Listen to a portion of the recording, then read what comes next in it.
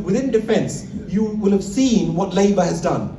Not just standing steadfast with our Ukrainian friends, we are working to support our allies across the world, but also working for peace. Whether it's peace in terms of Ukraine, trying to get Putin to stop his illegal invasion and say, look, we need peace in our continent, we need peace in Gaza, we need peace in Sudan.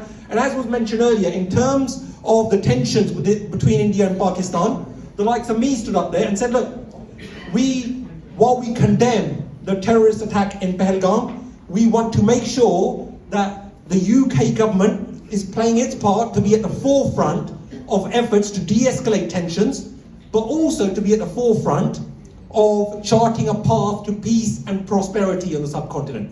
It would be incredible if, rather than fighting amongst one another, that we could use the example of the Kartarpur Sahib corridor. I remember attending an event right here in Southall when we were celebrating the fact that Guru Nanak Dev Ji, the founder of the Sikh faith, became the vehicle,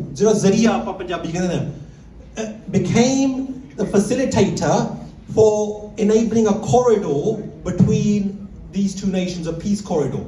And what we should be working towards are further corridors between the nations and ensure that just as a Labour government has got a trade deal with the US, with India, and is working on many other trade deals, that there can be an increase in trade and tourism and prosperity between those two neighbouring countries.